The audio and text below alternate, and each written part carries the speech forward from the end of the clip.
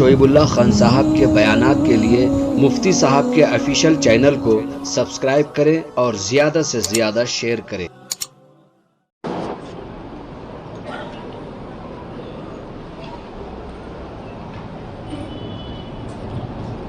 نحمده ونصلي على رسوله الكريم اما بعد فاعوذ بالله من الشيطان الرجيم بسم الله الرحمن الرحيم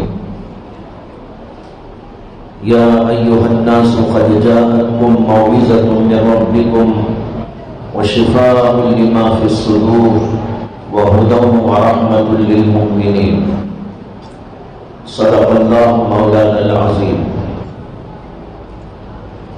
بزرگان محترم، قرآن پاک میں اللہ تبارک و تعالی نے قرآن ہی کے بارے میں یہ آیت کریمہ نازل کی ہے جس میں اللہ نے قرآن پاک کی کچھ صفات اور خصوصیات بیان کی۔ چنانچہ فرماتے ہیں کہ یا ایھا الناس قد جاءتکم موعظۃ من ربکم،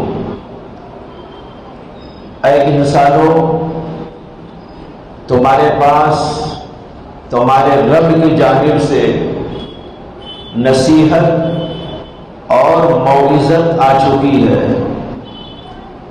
وشفاء لما فی الصدور، اور تمہارے دل کی بیماریوں کے لیے شفا آ چکی ہے، وَهُدًى وَرَحْمَةً، اور ہدایت کا پیغام اور رحمت مومنوں کے لیے آ چکی ہے۔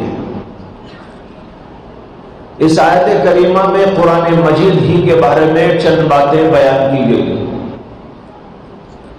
ایک تو یہ بتایا گیا کہ قرآن کریم موعظت اور نصیحت ہے،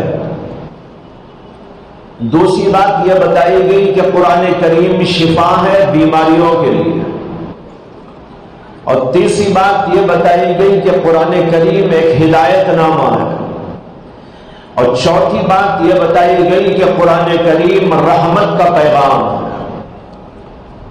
تو گویا قرآن کریم کی چار صفات اس کے اندر بیان کی گئی ہیں۔ ویسے قرآن کریم کی بے شمار صفات ہیں، اور جگہ جگہ اللہ تعالیٰ نے مختلف آیات کے اندر مختلف صورتوں کے اندر قرآن کریم کی ان صفات کو بیان فرمایا ہے۔ جیسے اس سے پہلے بھی کچھ آیتیں آپ کے سامنے میں نے رکھی تھی، لا ریب فیہ اسی کے بارے میں فرمایا گیا تھا، ہدایت کا پیغام ہونے کا ذکر پہلے بھی آیا تھا۔ اسی طرح یہ کلام محفوظ ہے اور ہمیشہ کے لیے برقرار ہے، اللہ نے اس کو نازل کیا، ہمیشہ کے لیے محفوظ کر دیا، یہ بھی اس کی ایک صفت بیان کی گئی۔ اسی طرح اس آیت کریمہ کے اندر قرآن پاک کی چار صفات کا بیان، ان میں سے سب سے پہلے نمبر پر اللہ نے یہ بتایا کہ قرآن کریم موعظت ہے۔ موعظت کے معنی ہے واعظ اور نصیحت، یہ لفظ ہماری زبان میں بھی استعمال ہوتا ہے، واعظ، موعظت، نصیحت۔ اور نصیحت اور موعظت کا مطلب یہ ہوتا ہے کہ ایسی باتیں پیش کی جائے جو دل میں اترنے والی ہو، جو دل کو اپیل کرنے والی ہو، اور دل کو نرم اور گداز کر دینے والی ہو۔ جب آدمی ان کو سنے تو کلام کی ایسی تاثیر کہ وہ دل کے اندر اترتا چلا جائے اور دل اس کو قبول کرنے کے لیے آمادہ ہو جائے، دل انتہائی نرم ہو جائے، گداز ہو جائے۔ چنانچہ قرآن کریم کی صفت بالکل آشکارا ہے، واضح ہے کہ جو آدمی بھی اس کو سنتا ہے، سمجھ کر سنتا ہے تب تو کیا کہنے، بہت سے تو بغیر سمجھے بھی اس کو پڑھتے ہیں اور سنتے ہیں تو ان پر بھی اس کا اثر ہوتا ہے۔ چنانچہ بے شمار لوگ قرآن کریم کو سنتے تھے اور آج بھی سنتے ہیں، اور ان کے دلوں کے اوپر اس کا ایک اثر مرتب ہوتا رہتا ہے۔ قرآن میں جگہ جگہ آپ دیکھتے ہیں کہیں جنت کا ذکر آیا ہے، جنت کی نعمتوں کا تذکرہ آیا ہے، کہیں جہنم کا بیان ہے، جہنم کی ہولناکیوں اور خوفناکیوں کا بیان ہے، کہیں آخرت کا تذکرہ ہے، میدان حشر کا ذکر کیا گیا ہے۔ اسی طریقے پر کہیں اللہ نے اپنی محبت کا ذکر کیا ہے، کہیں اللہ نے خوف کا ذکر فرمایا ہے۔ یہ سب وہ باتیں ہیں کہ جب آدمی ان کو سنتا ہے تو اس کے دل کے اوپر اس کا اثر ہوتا ہے۔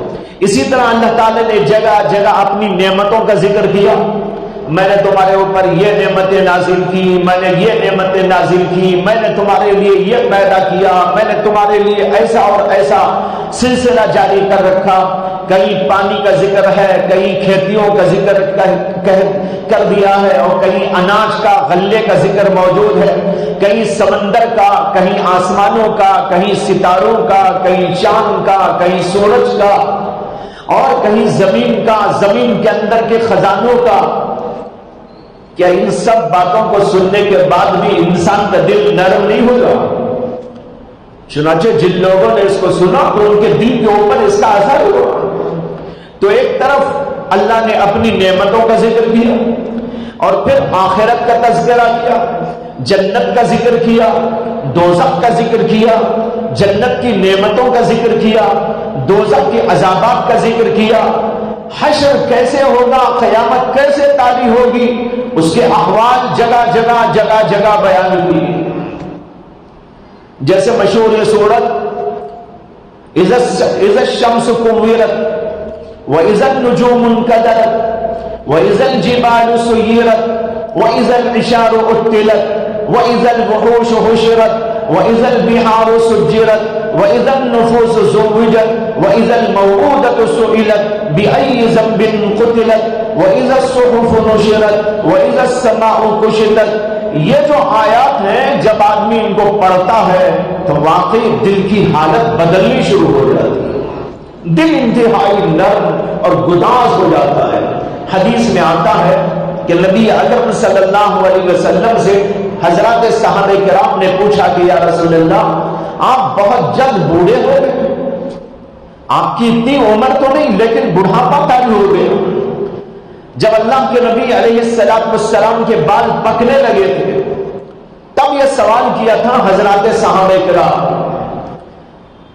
جب اللہ کے نبی سے سوال ہوا تو آپ نے ایک بڑا عجیب جملہ کہا اور فرمایا شیبتنی ہود و اخواتها، مجھ کو سورہ ہود نے اور سورہ ہود کے جیسی اور سورتوں نے بوڑھا کر دیا ہے۔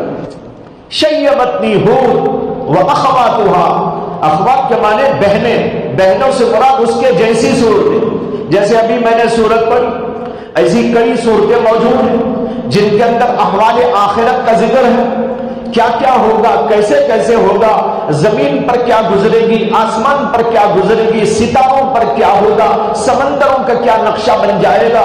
جو ہول نہ کیا اور خوف نہ کیا اور وحشت نہ کیا وہ دہشت نہ کیا، اللہ نے ان آیات کے اندر بیان فرمائی ہے۔ اللہ کے نبی کہتے ہیں اس کو پڑھ پڑھ کر میرے اوپر بڑھاپا طاری ہو گیا۔ یہ ہے بھائیوں موعظت۔ قرآن میں ایسی آیات موجود ہیں، ایسی صورتیں موجود ہیں، اس لیے اللہ نے کہا یا ایھا الناس قد جاءتکم موعظۃ من ربکم، تمہارے پاس تو موعظت یعنی نصیحت والی آیتیں اور نصیحت والی کتاب آ چکی ہے جس کو پڑھ کر تمہارا دل اثر قبول کر سکتا ہے۔ احادیث کے اندر موجود ہے کہ مکے والوں نے جب دیکھا کہ اس کلام کی عجیب و غریب تاثیر ہے، جو سنتا ہے اس کا ہو جاتا ہے، جو اس کے بارے میں جو ہے جانکاری حاصل کرتا ہے وہ اس کے پیچھے پڑ جاتا ہے کیا اس کے اندر کیا تاثیر ہے، کیا بلاغت ہے، ارے جو ہے بیان کا کیا جادو ہے کہ جو سنتا ہے اس کو متاثر ہو کے رہتا ہے، اور اسی کو سن سن کر بیشتر لوگ اسلام لانا شروع کر دیے۔ جب یہ ہوا تو مکے کے سرداروں نے بیٹھ کر مشورہ کیا، انہوں نے کہا کہ یہ کلام تو ایسا ہے کہ جو سنتا ہے وہ اس کا لٹو ہو جاتا ہے، اور اس سے متاثر ہوئے بغیر رہتا نہیں ہے. لہذا ہمیں کوئی ایسا طے کرنا چاہیے کہ لوگ اس کلام ہی کو نہ سنیں اور دور بھاگیں، اس سے کہ جو سنے گا وہ متاثر ہوئے بغیر رہے گا. لہذا اب ایسی کوئی ٹرک اور ایسا کوئی ہمیں ایک تدبیر اختیار کرنی چاہیے کہ لوگ اس کلام ہی کو نہ سنیں. چنانچہ مشورہ ہوا. مشورے میں کسی نے کہا کہ ہم یہ کہہ دیں گے کہ یہ محمد صلی اللہ علیہ وسلم جو کلام سناتے ہیں وہ کلام تو شاعری ہے. اس شاعری سے کیا اتنا متاثر ہونے کی ضرورت ہے؟ شاعر تو ہوائی فائرنگ کرتا رہتا ہے، شاعر تو ایران و توران کی ملایا کرتا ہے، شاعر تو ادھر کی ادھر کی خیالی باتیں کرتا رہتا ہے. والشعراء يتبعهم الغاوون الم تر انهم في كل وادي يهيمون. قرآن کریم نے کہا تو انہوں نے کہا کہ ہم یہ اڑا دیں گے لوگوں کے اندر بات کہ بھائی یہ تو شعر شاعری ہے، اس لیے اس سے متاثر ہونے کی کوئی ضرورت نہیں. لیکن وہیں بیٹھے ہوئے لوگوں نے اس کا جواب دیا. انہوں نے کہا کہ اگر تم یہ کہو گے لوگوں کو، عرب کے لوگوں کو، کہ یہ ایک شاعری ہے تو لوگ تم کو جھوٹا سمجھیں گے اور تمہارا ہی مذاق اڑائیں گے. اس لیے کہ لوگوں کو معلوم ہے کہ شاعری کیا ہوتی ہے. شاعری کے اصول ہیں، شاعری کا طرز ہوتا ہے، شاعری کے اندر قافیہ ہوتا ہے، شاعری کے کچھ قواعد ہوتے ہیں، ضوابط ہوتے ہیں. لیکن یہ کلام شاعری نہیں. وہ چیزیں جو ایک شاعر مد نظر رکھتا ہے وہ اس کے اندر موجود نہیں ہے. اور یہاں سارے کے سارے عرب کے لوگ ہیں، عربی زبان کو جاننے والے ہیں. اگر تم یہ کہو گے کہ یہ شاعری ہے تو بچہ بچہ تمہارے اوپر ہنسے گا اور تم ہی کو غلط قرار دو. پھر لوگوں نے کہا کہ ایسا کرتے ہیں کہ یہ بات اڑا دیتے ہیں کہ یہ مجنون ہے، پاگل ہے، الٹی سیدھی ایسے ہی ہانکتے رہتے ہیں جیسے پاگل. نعوذ باللہ. حضور اقدس صلی اللہ علیہ وسلم کو انہوں نے کہا یہ پاگل. ہم یہ اڑا دیں گے لوگوں کے اندر بات. جب یہ کہا تو وہیں پر جواب دینے والے کھڑے ہو گئے. انہوں نے کہا اگر تم محمد صلی اللہ علیہ وسلم کو مجنون اور پاگل قرار دے کر لوگوں میں یہ بات پھیلاؤ گے تو لوگ تم کو مجنون قرار دیں گے اور کہیں گے کہ یہ ان کو مجنون کہہ رہے ہیں. ان کی گفتگو اتنی سلجھی ہوئی، ان کا بیان ایسا، اتنی عقل مندی کی باتیں. دنیا میں کہیں ایسی عقل مندی کی باتیں نہیں، کہیں ایسا باشعور کلام نہیں، کہیں ایسی سچائیاں نہیں، کہیں ایسی صداقتیں نہیں، کہیں ایسے حقائق نہیں، کہیں ایسے معارف نہیں، کہیں ایسے اسرار اور رموز نہیں جیسے محمد صلی اللہ علیہ وسلم یہ پیش کیا کرتے ہیں. اگر تم یہ کہو گے کہ محمد صلی اللہ علیہ وسلم جو ہے مجنون ہو گئے ہیں، پاگل ہو گئے ہیں، نعوذ باللہ، تو ساری دنیا تمہارے اوپر ہنسے گی. انہوں نے پھر سوچنا شروع کیا کہ آخر کیا کہیں لوگوں کو روکنے کے لیے. تو پھر کسی نے یہ شوشہ چھوڑا کہ پھر ایسا کرتے ہیں کہ یہ اڑا دیں گے کہ یہ قرآن جو پیش کرتے ہیں محمد صلی اللہ علیہ وسلم ایک جادو ہے، یہ جادوئی کلام ہے. جو اس کو سنتا ہے متاثر ہو جاتا ہے اور جو سنتا ہے اس کے گھر کے اندر تفریق ہو جاتی ہے، میاں بیوی میں جدائی ہو جاتی ہے اور باپ میں اور بیٹے میں جدائی ہو جاتی ہے، خاندان ٹوٹ جاتے ہیں. ان کا مطلب یہ تھا کہ جو آدمی ایک کلام سن کر اسلام لے آتا ہے ظاہر بات ہے اس کی بیوی اس سے جدا ہو جائے. اگر کوئی بیوی اسلام لاتی ہے تو شوہر اس سے جدا ہو جائے گا، اور اگر کوئی باپ اسلام قبول کرتا ہے تو گھر بار اور اس کے بچے یہ اس سے جدا ہو جائیں گے، اور اگر بچے اسلام لاتے ہیں تو باپ ان کو اپنے گھر سے نکال دے گا. انہوں نے اسی کو جادو سے تعبیر کر دیا اور کہنے لگے کہ ہم یہ کہہ دیں گے لوگوں کے درمیان یہ تو کلام ایک جادوئی کلام ہے، جو سنتا ہے متاثر ہوتا ہے اور پھر جو ہے اس میں اختلافات اور تفریقات پیدا ہو جاتے ہیں اور جدائیاں ہونے لگتی ہیں، خاندان ٹوٹ جاتا ہے. تب لوگوں نے کہا ہاں یہ بات چل سکتی ہے، یہ بات چل سکتی ہے، ہم لوگوں میں اس کو مشہور کر دیں گے. چنانچہ یہ مشورہ اس وقت میں ہوا جبکہ ابھی حج کے ایام قریب تھے لوگ دور دور سے حج کے لیے آنے والے تھے. تب ان لوگوں نے ایک میٹنگ کی اور یہ طے کر دیا کہ محمد صلی اللہ علیہ وسلم کے بارے میں یہ بات لوگوں میں اڑائیں گے اور چلائیں گے. جگہ جگہ لوگوں کو کھڑا کر دیں گے کہ وہ لوگوں کے اندر یہ بات بتاتا رہے کہ یہاں پر ایک بہت بڑا جادوگر ہے. اتنا بڑا جادوگر، اتنا بڑا جادوگر کہ اس سے بڑا دنیا میں کوئی جادوگر نہیں. وہ اتنا بڑا جادوگر ہے کہ تم اس کی بات سنتے ہی اس کے ہو جاؤ گے. اس کی بات تمہارے کانوں میں پڑتے ہی تم اس کے لٹو ہو جائے گے. اس طرح کی باتیں بیان کرنے کا انہوں نے پروگرام بنایا. اس کے بعد جب حاجی حج کرنے کے لیے آنے شروع ہوئے تو مختلف علاقوں میں مکے کے اطراف کچھ لوگوں کو انہوں نے مقرر کر دیا کہ جدھر سے بھی کوئی آدمی آئے اس کے کان میں یہ بات ڈال دینا کہ یہاں مکہ مکرمہ میں ایک بہت بڑا جادوگر ہے، اس کے پاس ایک جادوئی کلام ہے، جو آدمی بھی اس کو سنتا ہے اس سے متاثر ہو کر اس کا لٹو ہو جاتا ہے. اس لیے تم اس کی بات نہ سننا، اس کے قریب نہ جانا، اور کہیں بھی وہ مل جائے تو اس سے بالکل بھاگ جانا اور اس کی بات کو سننے کے لیے آمادہ نہ ہو.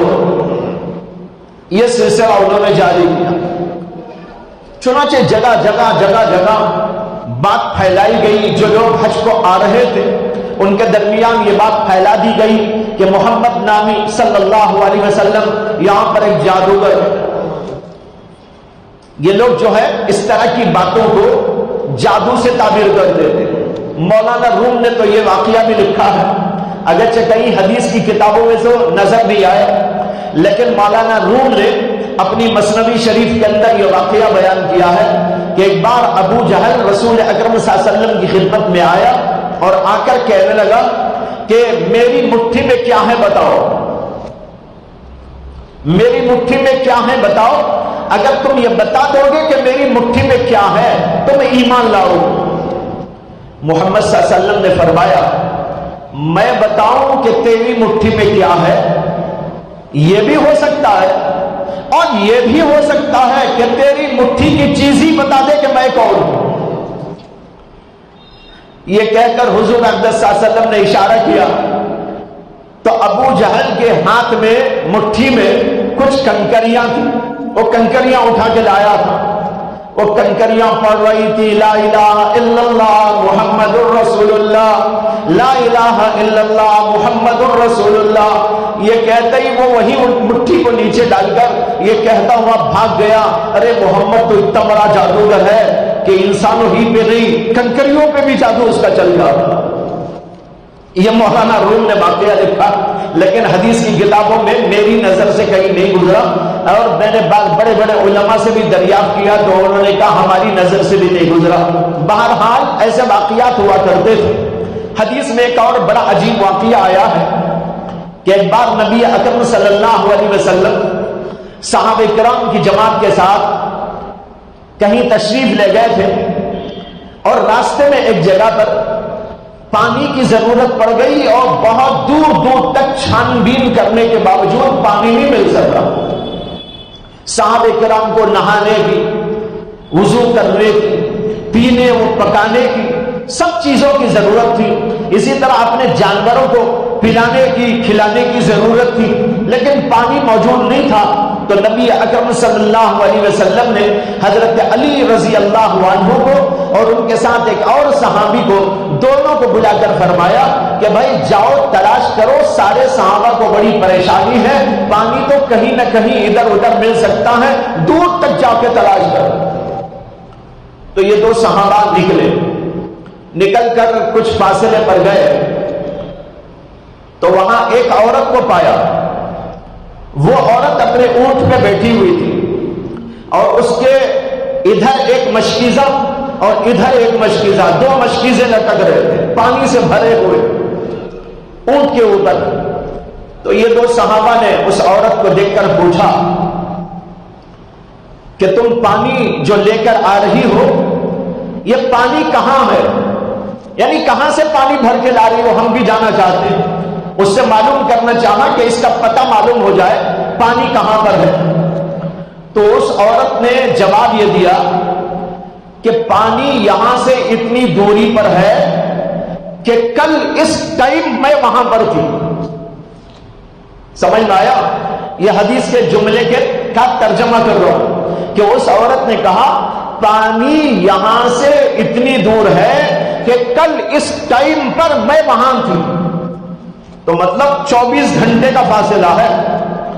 اس ٹائم کل وہاں تھی, وہاں سے لے کر چل کر یہاں آئی, تو اس کا مطلب یہ ہوا کہ 24 گھنٹے لگ گئے, اتنی دور. اب صحابہ کرام سوچنے لگے کہ 24 گھنٹے کا وقت, جانا آنا, پھر یہاں کیا ہوگا. اس عورت سے انہوں نے درخواست کی, انہوں نے کہا کہ یہاں محمد صلی اللہ علیہ وسلم ہے, ان کے پاس چل, تھوڑا پانی ہم وہاں تیرے سے لے لیں گے. تو اس عورت نے کہا محمد کے پاس, یعنی اس کے پاس جو صحابی ہے. صحابی کہتے تھے بے دین کو, یہ لوگ حضور اقدس صلی اللہ علیہ وسلم کو بے دین کہا کرتے تھے. وہ عورت کہنے لگی وہ بے دین کے پاس. اب دیکھو صحابہ کرام کا بھی انداز, ان کا ادب اور سلیقہ.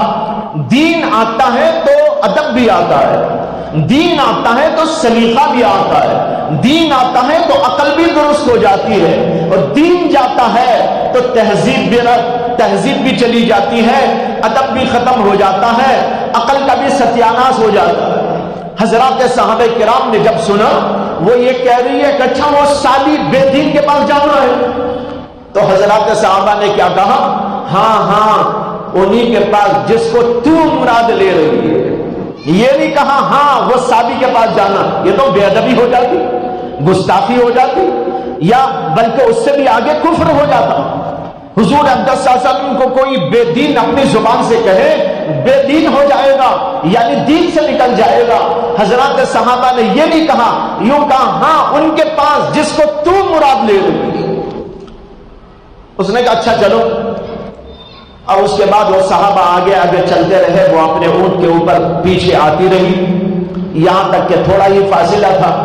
نبی اکرم صلی اللہ علیہ وسلم کی خدمت اقدس میں پہنچے. صحابہ نے عرض کیا کہ یا رسول اللہ ایک عورت یہ ملی جس کے پاس پانی موجود تھا, اس نے بتایا کہ یہاں سے 24 گھنٹے کے فاصلے پر پانی ہے, ہم نے اسی سے درخواست کی ہے, آئی ہے, اب دیکھیے کیا کرے. نبی اکرم صلی اللہ علیہ وسلم نے فرمایا اس عورت سے کہ وہ اتر جائے. پھر آپ نے حکم دیا کہ وہ جو 2 مشکیزیں لٹک رہے ہیں, ادھر ایک ادھر ایک, مشکیزوں میں ایسا ہوتا تھا کہ اوپر پانی ڈالنے کے لیے سوراخ ہوتا تھا اور نیچے سے نکالنے کا سوراخ بھی ہوتا تھا. 2 سوراخ, اوپر ایک نیچے.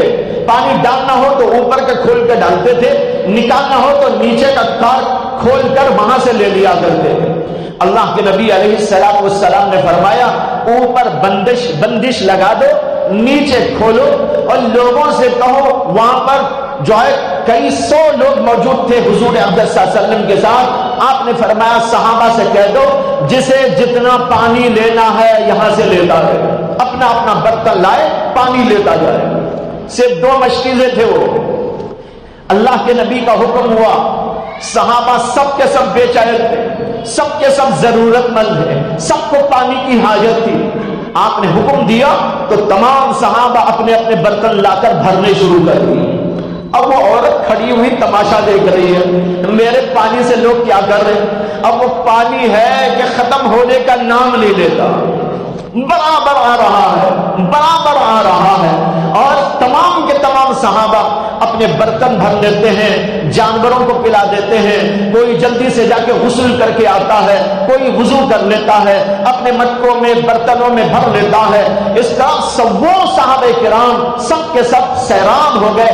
اور جب سارے صحابہ کرام نے اپنا کام کر لیا تب اللہ کے نبی علیہ السلام نے فرمایا کہ آپ اس کو بند کر دو. حضرات صحابہ کہتے ہیں جب ہم نے اس کو بند کیا تو جتنا پانی پہلے سے تھا اس سے بھی زیادہ ہو گیا تھا, کم نہیں ہوا. آتے آتے کچھ گر کر ادھر ادھر کم بھی ہو جاتا ہے. حضرات صحابہ کہتے ہیں کہ تمام صحابہ نے استعمال کر لیا, پانی لے لیا, لیکن اللہ کے نبی صلی اللہ علیہ وسلم کا معجزہ تھا کہ پانی میں کمی کی جگہ زیادتی ہو گئی. نبی اکرم صلی اللہ علیہ وسلم نے اس عورت سے فرمایا کہ تیرے پانی سے اللہ نے ہم کو پانی دیا، تیرے پانی کو ہم نے کم نہیں دیا۔ وہ بھی دیکھتی رہ گئی تماشا۔ پھر اللہ کے نبی صلی اللہ علیہ وسلم نے اس کے احسان کا بدلہ چکانا چاہا۔ کوئی آدمی اچھائی کرے، حکم یہ ہے تم بھی اس کے ساتھ اچھائی کرو۔ اگر تمہارے اوپر کوئی احسان کرے تم بھی اس کے ساتھ احسان والا معاملہ کرو۔ کوئی آدمی تمہیں کچھ دے تو تم بھی اس کو کچھ نہ کچھ دے دیا کرو۔ یہ اسلام کا حکم ہے، اور نبی اکرم صلی اللہ علیہ وسلم اس کے اوپر بڑی پابندی کے ساتھ کارروائی کی۔ آپ نے حکم دیا صحابہ کو کہ اس کے لیے کچھ جمع کر دو، پیسہ، ستو، کھجور یا جو کچھ بھی تمہارے پاس ہے۔ چنانچہ حضرات صحابہ نے گٹھریاں بنائی، کچھ کپڑے بھی لائے، کچھ پیسہ بھی لائے، اور کچھ کھجور لائے، کچھ ستو لائے، جو جو موجود تھا اس کو لایا۔ اللہ کے نبی صلی اللہ علیہ وسلم نے فرمایا کہ بھئی اس عورت کا ذرا ساتھ دو، اس کو چڑھا دو اوپر۔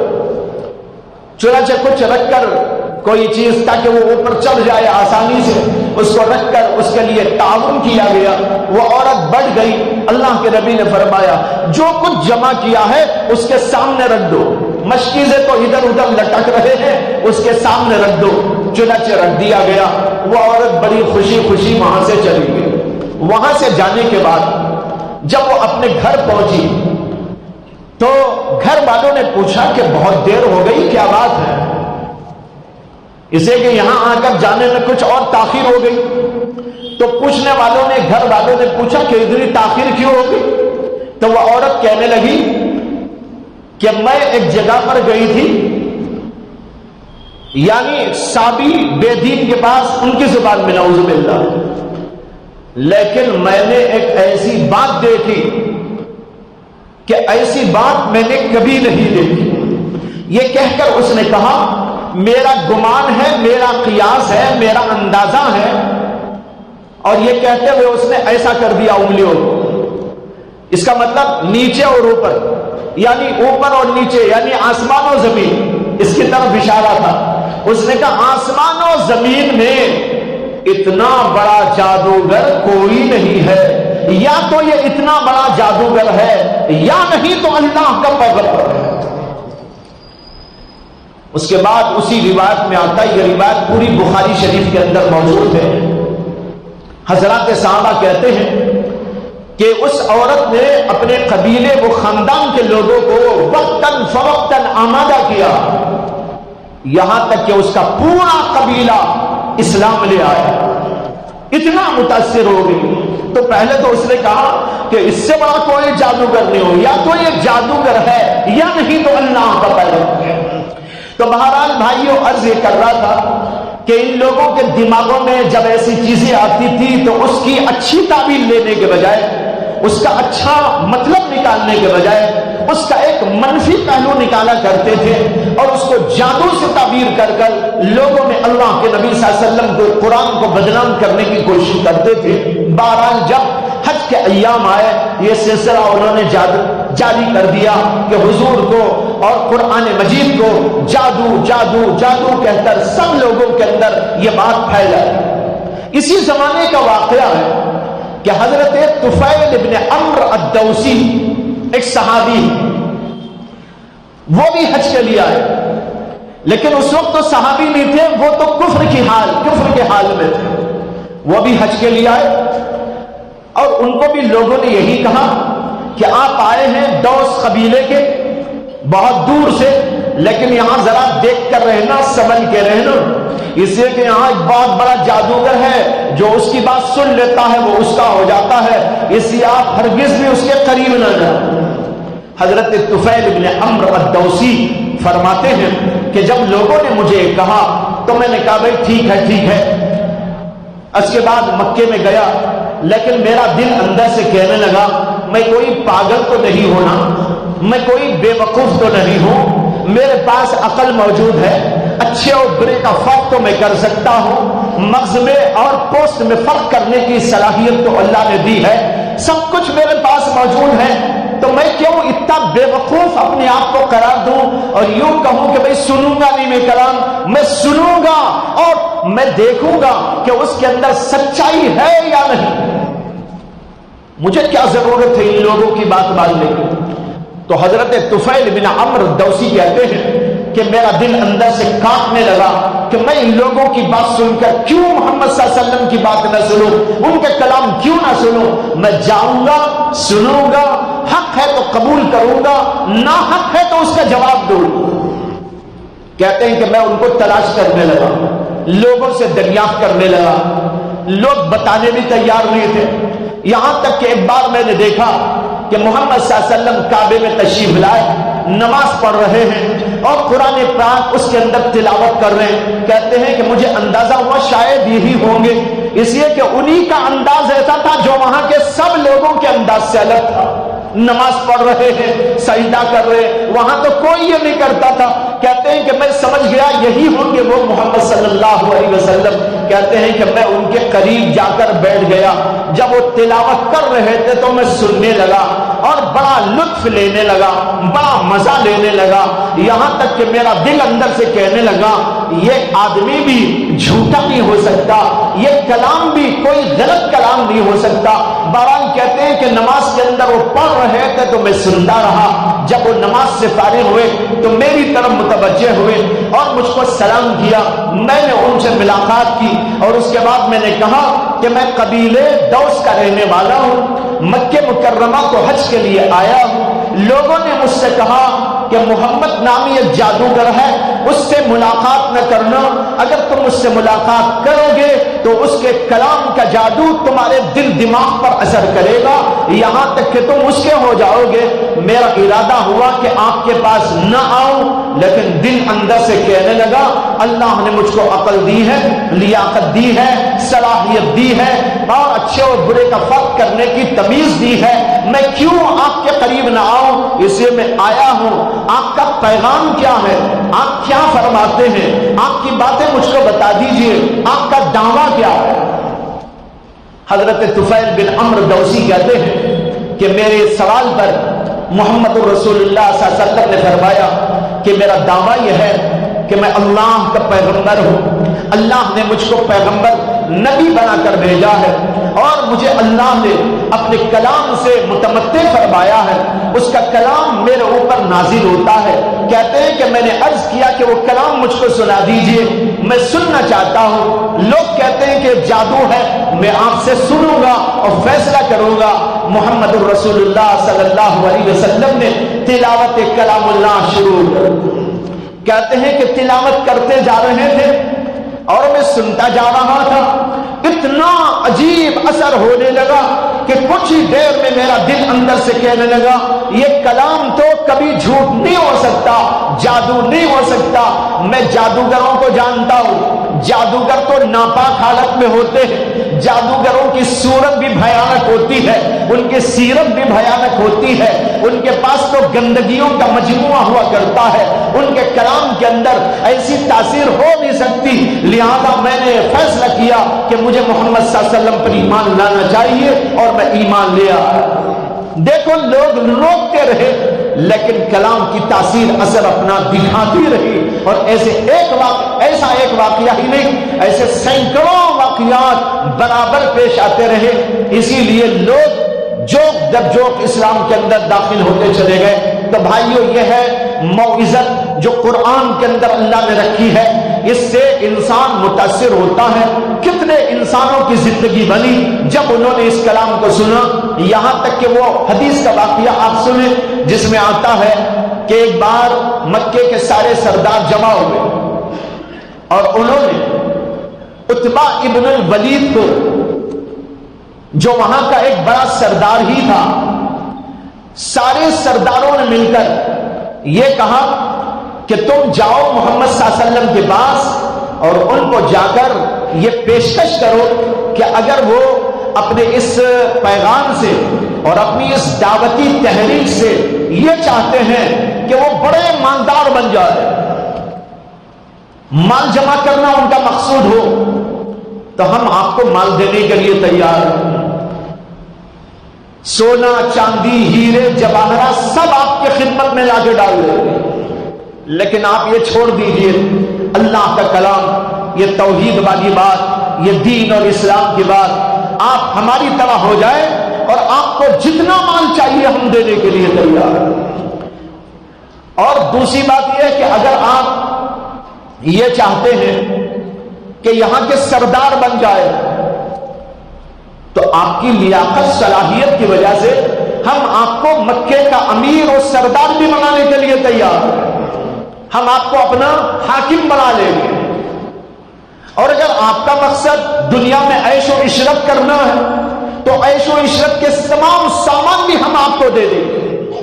اور اگر خدا نہ خواستہ ان میں سے کوئی بات آپ نہیں چاہتے اور اصل میں آپ کو کچھ آسیب آ گیا ہے، کچھ جنات کا اثر ہو گیا ہے، اس لیے آپ ایسی باتیں کر رہے ہیں، تو پھر ہم اس کا علاج بھی کروا دیں گے۔ نعوذ باللہ، یہ پیشکش کی محمد الرسول اللہ صلی اللہ علیہ وسلم پر۔ معلوم نہیں کہ یہ باتیں سن کر اللہ کے نبی صلی اللہ علیہ وسلم کے نازک ترین دل کے اوپر کیا اثر ہوا۔ اسی لیے تو بھائیوں، قرآن کریم کو محمد صلی اللہ علیہ وسلم کے لیے تسلی کے جملے نازل کرنے پڑے۔ قرآن میں کئی جگہ آپ کو تسلیاں دی۔ ایک جگہ پر اللہ نے کہا لعلک باخع نفسک علی آثارہم ان لم یؤمنوا بہذا الحدیث اسفا، اگر یہ ایمان قبول نہیں کرتے، اس کلام کو قبول نہیں کرتے، تو آپ افسوس کے مارے کہیں ایسا تو نہیں کہ آپ اپنے آپ کو ہلاک کر لیں۔ ایسا نہ کیجیے، آپ ان کی اتنی فکر نہ کیجیے، آپ کے دل کے اوپر ان کی باتوں کا اثر ہوتا ہے۔ اور جگہ اللہ نے کہا کہ ہم یہ جانتے ہیں کہ آپ کا دل ان کی باتوں سے تنگ ہوتا ہے، ان کی باتوں سے آپ کے دل کے اندر تنگی پیدا ہوتی ہے۔ یضیق صدرک بما یقولون، آج ہی آیت پڑھی گئی، آپ کا دل اس سے تنگ ہوتا ہے، یعنی آپ کے دل پر اثر ہوتا ہے، ہم جانتے ہیں۔ تو یہ ہوتا تھا، اب معلوم نہیں اس وقت اللہ کے نبی کے دل پر کیا گزری ہوگی۔ اللہ کے نبی صلی اللہ علیہ وسلم نے عتبہ سے کہا کیا تم نے اپنی بات ختم کر دی، پوری کر دی؟ اس نے کہا ہاں میں نے اپنی بات پوری کر دی۔ اللہ کے نبی صلی اللہ علیہ وسلم نے کہا اب میری بات سنو، یہ کہہ کر سورہ حامیم سجدے کی آیتیں تلاوت کرنی شروع۔ ابھی پہلا ہی رکوع پڑھ رہے تھے اور ان آیات پر پہنچے جہاں پر یہ مضمون آیا ہے کہ اگر یہ لوگ نہیں مانتے تو ان کو ڈرائیے اسی طرح کے عذاب سے جیسے قوم عاد پر اور قوم سمود کے اوپر ہم نے عذاب نازل کیا تھا، ویسا عذاب ان پر بھی آ سکتا۔ جب ان آیتوں پر پہنچتے ہیں نبی اکرم صلی اللہ علیہ وسلم تو یہ عتبہ اپنی جگہ سے اٹھ کر اللہ کے نبی کے قریب جا کر آپ کے منہ پہ ہاتھ رکھتا ہے اور یہ گزارش کرتا ہے آپ اس کو بند کر دیں، اگر آپ اس کو مزید پڑھیں گے تو میرا سینہ پھٹ جائے گا۔ یہ تاثیر تھی کلام اللہ کی، یہ موعظت حسنہ ہے جو قرآن کے اندر رکھی ہوئی ہے۔ میں عرض کر رہا تھا آپ کے سامنے کہ اللہ نے اس آیت میں پہلی صفت یہی بیان فرمائی، لیکن آج ہمارے دلوں پر اثر کیوں نہیں پڑھا جا رہا ہے؟ اثر کیوں نہیں؟ وجہ یہ ہے کہ ہم سمجھتے نہیں ہیں، اس لیے کہ کلام کا اثر زیادہ تر اسی وقت میں ہوتا ہے جب کلام کو سمجھا جائے گا۔ مثلا میں اب بول رہا ہوں آپ کو، یہ میری بات آپ کی سمجھ میں آ رہی ہے تو آپ میری بات کا اثر لیں، اچھا اثر لیں یا برا جو بھی لیں، لیکن لیں گے کب؟ جب آپ میری بات کو سمجھیں گے۔ لیکن فرض کرو کہ اس وقت میں نے آپ کے سامنے فارسی بیان کرنا شروع کر دیا اور فارسی آتی نہیں، زبان یار من ترکی و ترکی نمیدان، میرے یار کی زبان تو ترکی ہے اور میں ترکی نہیں جانتا۔ آپ بولیں گے ہمارے یار تو بول رہے فارسی، ہم تو فارسی جانتے نہیں، تو کیا اثر پڑے گا؟ کچھ اثر نہیں ہوگا۔ اس لیے اثر نہیں ہوگا کہ کلام میں کیا کہا جا رہا ہے وہ سمجھ میں نہیں آ۔ ہاں قرآن مجید کے الفاظ کی تاثیر بھی ہے، وہ بھی ایک الگ چیز ہے، لیکن یہاں جو میں بول رہا ہوں وہ موعظت کی تاثیر۔ وہ عتبہ متاثر ہوا، کیوں متاثر ہوا؟ اس لیے متاثر ہوا زبان عربی جانتا تھا، اس کی مادری زبان عربی تھی، زبان جانتا تھا، جب پڑھا گیا وہ سمجھ رہا تھا اللہ یہ بول رہے ہیں، اللہ کے کلام میں یہ فرمایا جا رہا ہے، اللہ تبارک و تعالی یہاں یہ سرزنش کر رہے ہیں، اللہ یہاں تنبیہ فرما رہے ہیں، اللہ کے کلام کو سمجھتا جا رہا تھا، لہذا اس کے دل پر اثر ہو گیا۔ یہ ہے موعظت کا اثر، اور ایک ہے الفاظ کا اثر۔ وہ سمجھو یا نہ سمجھو ہوتا ہے، آدمی کو رونا آ جاتا ہے، حالانکہ جانتا تو نہیں ہے کہ معنی کیا، لیکن قرآن پڑھا جاتا ہے تو اس کی تاثیر ہوتی ہے، اس تاثیر سے انسان انتہائی متاثر ہوتا ہے، دل پر بھی اثر ہوتا ہے، اور کبھی دل کا یہ اثر اتنا قوی ہوتا ہے کہ اس کی وجہ سے آنسوں بھی ٹپکنے لگتے ہیں۔ حتیٰ کہ ایسے واقعات بھی ہیں کہ کافر لوگوں نے قرآن سنا اور ان کے دل پر بھی اثر ہوا اور وہ زبان نہیں جانتے۔ یہ واقعہ غالباً میں نے پہلے بھی سنایا ہے کہ قاری عبد الباسط عبد الصمد جو مشہور و معروف قاری ہیں، انہوں نے اپنا یہ واقعہ بیان کیا ہے۔ جب ان سے کسی نے پوچھا تھا کہ آپ کی زندگی کا کوئی عجیب واقعہ سنا دیجیے، انہوں نے کہا کہ جمال عبد الناصر جو مصر کے صدر تھے، انہوں نے ایک بار مجھ کو پیغام بھیجا کہ ماسکو کا سفر ہے اور اس میں آپ کو میرے ساتھ چلنا ہے۔ کہتے ہیں کہ میں تیار ہوا، جب ماسکو کا سفر ہوا تو اپنے ساتھ مجھ کو لے گئے۔ جمال عبد الناصر سیاسی آدمی اور کمیونسٹ ذہن کا آدمی، اب وہ وہاں پر جا کر ماسکو میں میٹنگیں کر رہے تھے، اور جتنے لوگ جمع ہوتے تھے وہ سب کے سب کمیونسٹ ذہن کے تھے جو خدا ہی کو نہیں مانتے۔ ان کے ساتھ میٹنگیں ہیں، سیاسی کچھ باتیں ہیں، سیاسی مشورے چل رہے ہیں۔ کہتے ہیں قاری صاحب کہ جس مجلس میں بھی وہ مجھ کو لے جاتے تھے، پہلے اعلان کرتے تھے میرے ایک ساتھی پہلے کچھ پڑھیں گے، اس کے بعد ہم میٹنگ شروع کریں گے۔ پھر مجھے حکم دیتے کہ میں قرآن پاک پڑھوں، کہتے ہیں کہ میں قرآن پاک پڑھتا۔ اب وہ قاری عبد الباسط عبد الصمد، قرآن تو اپنی جگہ ہے ہی، لیکن قرآن کو جب بہترین لب و لہجے میں بہترین انداز سے پڑھا جاتا ہے تو تاثیر دوبارہ ہو جاتی ہے، نور علی نور ہو جاتا ہے۔ اب وہ قاری صاحب پڑھتے، لوگ بڑے متاثر ہوتے۔ کہتے ہیں کہ ایک جگہ یہ واقعہ پیش آیا، 200-300 کے لگ بھگ افراد موجود تھے، وہاں مجھ کو حکم دیا گیا کہ میں تلاوت کروں، سارے کے سارے کمیونسٹ تھے۔ میں نے قرآن کی تلاوت کر کے فارغ ہوا تو میں نے دیکھا کہ سارے کا سارا مجمع رو رہا، کوئی ایسا نہیں جو نہ رو رہا ہو۔ اتنے میں جمال عبد الناصر اٹھے اور انہوں نے کہا کہ بھائی آپ لوگ رو رہے ہیں، کیا بات ہے، کیوں رو رہے؟